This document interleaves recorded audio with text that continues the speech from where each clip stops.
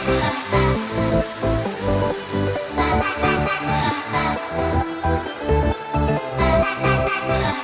everyone! So welcome back to my channel. If you are new, then hello, welcome. Today's Monday and I always upload every Monday and Wednesday. I always go to you guys for suggestions and I look at comments and stuff and what videos you like versus the ones you don't. So I saw a lot of people want to get in shape for summer, which I think that's totally reasonable. I don't think there's anything wrong with that. I think society made something wrong with that when they're like, that shouldn't be your reason, blah, blah, blah. It's like, anything that's pushing you in the direction of being healthy, take that push. Who cares if it's like a thing like, oh, I'm going on my family vacation, I want to feel my best. What's wrong with that? Today's fitness video is going to be all about how to actually start your fitness journey. If you are a beginner or you want to get back to your old body or back to being in shape, if you want to see the biggest transformation where you can put one picture of yourself here and one here and see the biggest change, it's going to be from what you eat, not what you do at the gym.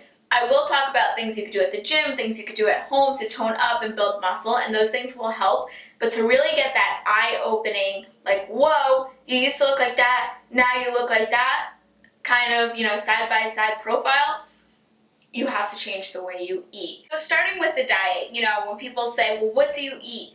Food from my own house. I think that is the simplest way to stick to a diet.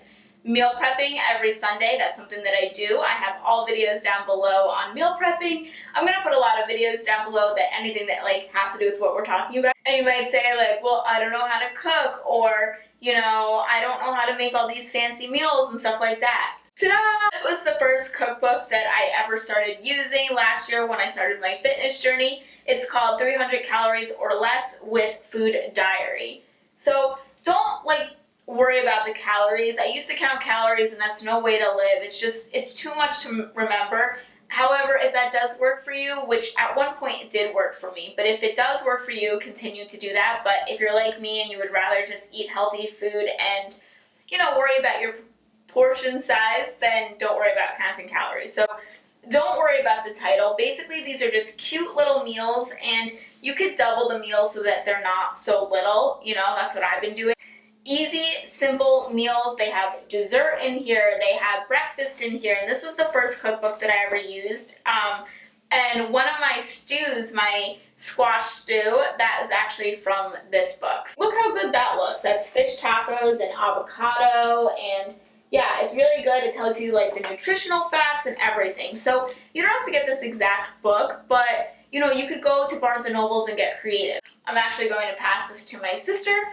And I moved on to this book, which is by Maria Menounos, and I actually started cooking from it last night, and we made the chicken Greek salad pitas. It was so good. Look at that. I mean, how could you not want to eat healthy? If you like chips like I do, then try these cheese chips. They're low in carb, they're just made out of cheese, and I'm dipping them in this Turkish cucumber dip, which is so good. It's called cacık. I only got this book over the weekend, so I was only able to make one recipe so far, but I'm very excited for it. So that's just kind of my point, is that things like this are going to start getting you excited, even if you're a teenager living at home with your parents.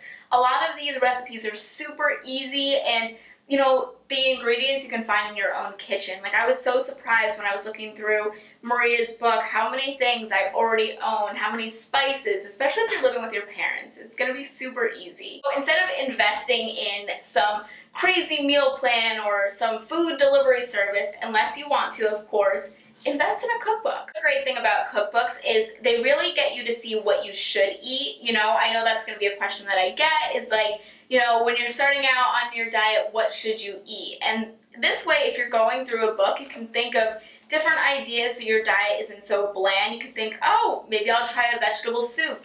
Oh, maybe I'll try pumpkin pancakes. You know what I mean? I feel like a cookbook really simplifies. I don't even know what that word was. I feel like a cookbook really simplifies what you should and shouldn't eat. And in the beginning, I would make it as black and white as possible. Eat the foods you know to be healthy. Stay away from the foods that you're unsure about. If you have to Google if something's healthy or not, chances are it's probably not, or chances are you don't even need it in your diet, you know? We've heard for the longest time, bread is not the greatest thing to have on a diet, so in the beginning of my diet, I did cut it out, and now I do have like pita for lunch, or I will have a wrap for lunch, but I significantly reduce the bread out of my diet. When you're consistently eating healthy, not only do you feel better and have all this energy and your skin's glowing and your hair's growing long and everything just feels good, you feel better, but you see results faster. If you're somebody that you love to work out in the gym, but then your diet is crap, you're not going to see the same results as somebody that barely works out, but their diet's in check.